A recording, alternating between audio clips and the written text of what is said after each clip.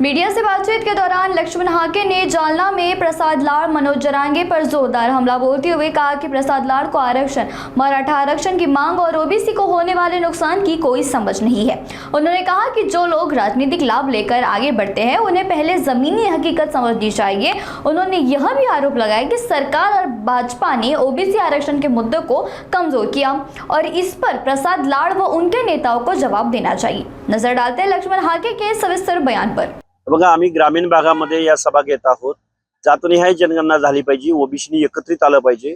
आपलं जे आरक्षण संपवलंय, आपलं जे आपल्याला बजेटरी तरतूद करत नाहीत, आपल्या मागण्या मान्य करत नाहीत, आपल्या वेगवेगळ्या जात समूहांच्या नावानं जे आर्थिक विकास महामंडळ या शासनानं घोषित केली, त्याला अध्यक्ष भेटत नाही, त्याला कार्यालय भेटत नाही, त्याला एक साधा शिपाई सुद्धा भेटत नाही, त्याला बजेट भेटत नाही।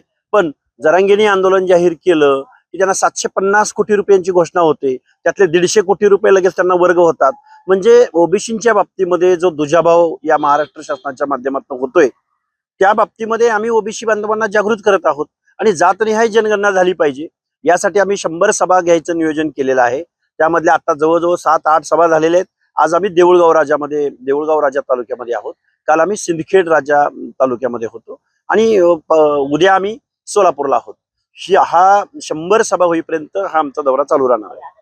काल प्रसाद लाड यांनी भेट घेतली जरांगे पाटलांची। तुम्ही टीका केली होती भेटीवर की प्रसाद लाड व्यावसायिक आहे, त्यांचा असं म्हणणं आहे, अभिमान आहे मला व्यावसायिक असला, अनेक लोकांना मी काम कर देतोय आणि जातीसाठी माती खाली। हे बघा, प्रसाद लाडांनी काम करावं, हॉटेल चालवावं, राजकारणाचा पुढाऱ्यांचा फायदा घेऊन अजून त्यांनी अंबानीच्या पुढे जावं, त्यामध्ये आमचं दुमत असायचं कारण नाही। पण आरक्षण, जरांगे पाटलांची मागणी, कॉन्ट्रावर्सी, जरांगे पाटलांचा समावेश ओबीसी मध्ये झाल्यानंतर ओबीसीचं झालेलं नुकसान, यातली काही काडीची तर अक्कल आहे का या प्रसाद लाडांना?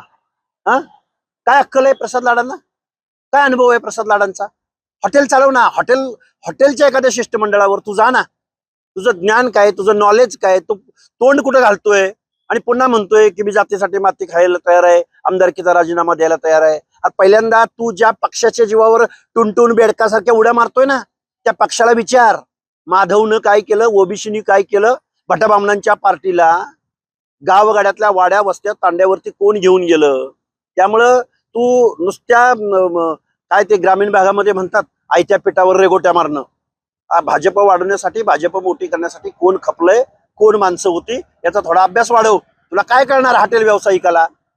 म्हणून मी हॉटेल व्यावसायिक म्हणालो। अरे त्या जरांगे पाटलाकडं जस्टिस येऊन गेले, सचिव येऊन गेले, अटॉर्नी जनरल येऊन गेले, मुख्यमंत्री येऊन गेले एकनाथरावजी शिंदे साहेब, तरी पण त्याला फरक पडला नाही। आणि तू हॉटेल चालवणारा, झाडू पोछा करणारा, तुझ्याने तो फरक पडत असतो का? त्यामुळं लाडानी आपलं जे काय तुमचं क्षेत्र आहे, आणि तुम्ही काय 1 लाख लोकांना रोजगार दिलाय का? तुम्हाला नोबेल पुरस्कार मिळावा शांततेचा।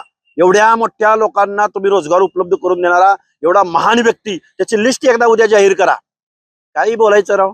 तुमचा काही गैरसमज झाला असेल तर तुम्हाला देखील आमचा गैरसमज झालाय। भाजपनं ओबीसीचं आरक्षण संपवलंय, या प्रश्नाचं उत्तर प्रसाद लाडांनी द्यावं किंवा सरकार चालवणाऱ्या प्रसाद लाडांच्या नेत्यांनी द्यावं। गेलंय आमचं आज ओबीसीचं आरक्षण।